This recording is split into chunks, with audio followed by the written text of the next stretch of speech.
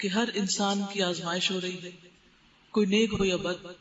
ہاں، برے لوگوں کی آزمائش اس وجہ سے ہوتی ہے جب وہ اللہ کی نافرمانی کرتے ہیں، اور نیک لوگوں کی ان کو جانچنے اور پرکھنے کے لیے ہوتی ہے. گناہوں کی وجہ سے جہاں تک آزمائش کا تعلق ہے تو حدیث میں آتا ہے کہ حضرت عمر نے جب حضرت عباس سے بارش کے لیے دعا کرنے کو کہا تو انہوں نے کہا، اللہ بے شک مصیبت گناہ کی وجہ سے نازل ہوئی ہے اور وہ صرف توبہ سے دور ہو سکتی ہے، تو ہم تیرے حضور توبہ کرتے ہیں.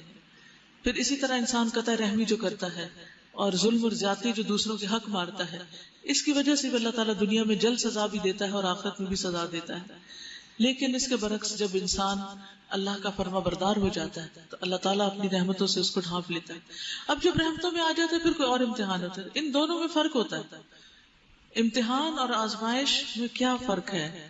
یعنی امتحان جو ہے وہ انسان کے درجے بلند کرنے کے لیے ہوتا ہے، اور آزمائش جو ہے وہ عام طور پر انسان کے گناہوں کی وجہ سے آتی ہے، سزا کے طور پر آتی ہے. اگر وہ اس آزمائش میں کامیاب ہو جاتا ہے، یعنی اللہ سبحانہ تعالیٰ کے قریب ہو جاتا ہے، سمجھ جاتا ہے، سنبھل جاتا ہے، گناہ سے توبہ کر لیتا ہے، تو یہ شخص پہلی کیٹیگری میں شامل ہو جاتا ہے. یہ امتحان، یہ آزمائش اس کے لیے عذاب نہیں ہوتا، ایک نعمت ہی ہوتی ہے کہ انسان دنیا میں ہی سنبھل جاتا ہے.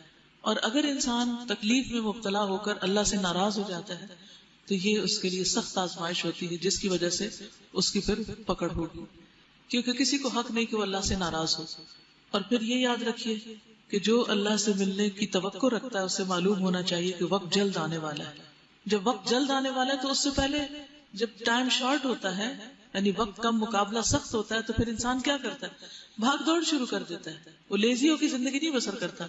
جو بھی کرنے کے کام ہے، اب پورے قرآن میں سے جتنی جتنی چیزیں عمل کی ہمارے سامنے آ رہی ہیں، ان سب کو اگر انسان واقعی کرنا چاہے تو اس کے لیے پھر سستی کرنے کی گنجائش نہیں ہے.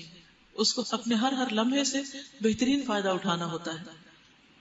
تو ایسا کر کے بھی انسان بندوں پر یا اللہ پر کوئی احسان نہ جتائے کہ میں نے اتنی نیکیاں کر لی، ایسے ایسے کام کر لیے. نہیں، یہ دراصل انسان کا اپنا فائدہ ہے جب وہ محنت کرتا ہے.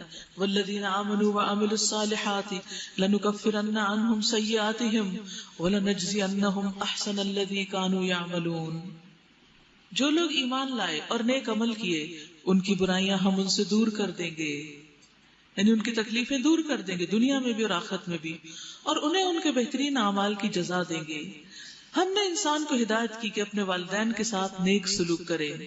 نیک اعمال میں سب سے بڑا نیک عمل اللہ کے اوپر ایمان لانے کے بعد، شرک سے بچنے کے بعد والدین کے ساتھ حسن سلوک ہے.